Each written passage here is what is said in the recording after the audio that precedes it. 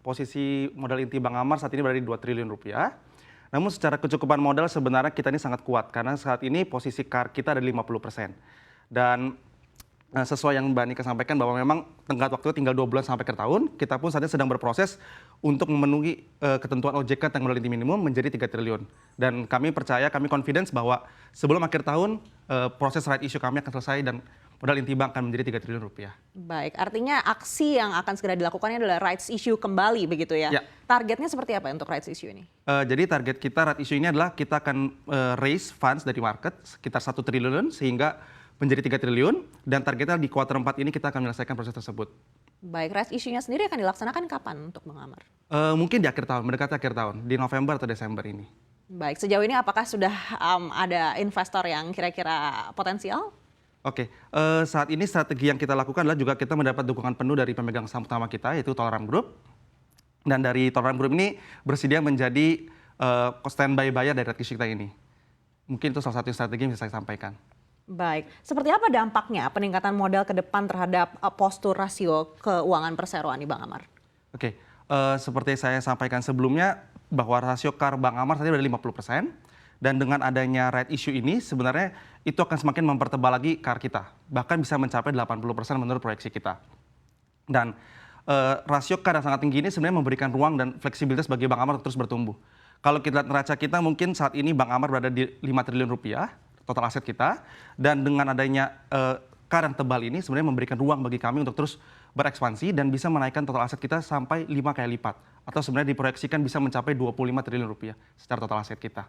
Baik, artinya ada target kinerja yang lebih besar lagi juga untuk di tahun depan? Ya, dan kita sangat excited untuk menghadapi tahun-tahun mendatang. Mbak David, kalau rencana ekspansi Bank Amar seperti apa nih kalau bisa ternyata memenuhi ketentuan yang disampaikan oleh OJK? Ya, jadi kalau kita memenuhi ketentuan OJK ini sebenarnya modal kita semakin kuat.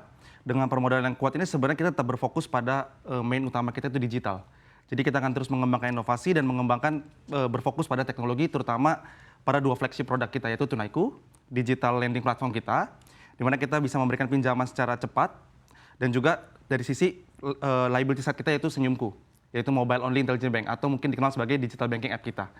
Nah, jika sebelumnya kita berfokus pada sisi retail dan juga microbisnis, dengan kehadiran Investri sebagai salah satu pemegang saham kita yang baru, itu akan memperluas ekosistem kita tidak hanya di microbisnis tapi dari sisi juga UKM. Nah, mengapa kita memilih juga partner Investri sebagai salah satu partner kita? Karena kita melihat bahwa UKM adalah salah satu segmen yang sangat penting buat Indonesia. 60% dari GDP Indonesia itu berasal dari sektor UKM.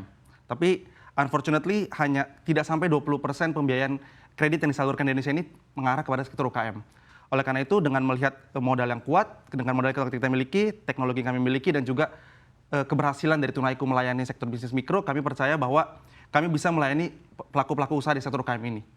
Jadi sebenarnya secara singkat yang ingin saya sampaikan adalah kita ingin menjadi digital bank with impact. Baik, artinya untuk program Tunaiku yang tadi Pak David sampaikan ini sebenarnya mengarah untuk pertumbuhan kredit begitu ya, akan menggenjot kembali terkait dengan pinjaman. Apakah ada target tertentu seperti apa ini ketika sudah mencapai modal inti minimum, apakah target kreditnya juga akan digenjot? Ya, kalau secara target kredit mungkin saya bagi dari 2 hal. Pertama kalau dari sisi short term mungkin dari sisi yang akan kita capai pada kuartal terakhir ini sampai akhir tahun, kita melihat bahwa secara peluang itu peluang sangat besar. Apalagi kita melihat target market kita dari sisi retail dan juga UKM itu sangat besar pangsa pasarnya. Dan itu pun juga terlihat dari sisi demand. Karena setiap bulannya kita melihat bahwa jumlah incoming applications yang kita terima selalu meningkat setiap bulannya. Namun dalam penyaluran kreditnya tentu kami juga melihat prudentiality dari penyaluran kreditnya. Dan secara short term kita memproyeksikan bahwa di triwulan keempat kita akan memiliki pertumbuhan kredit, pencairan kredit yang lebih tinggi sekitar 10-15% dibandingkan triwulan sebelumnya. Namun di long term kita akan terus berfokus untuk menyalurkan kredit sisi mikrobisnis dan juga UKM sampai kita bisa meleverage balance sheet kita sampai dengan 25 triliun tadi. Seperti itu.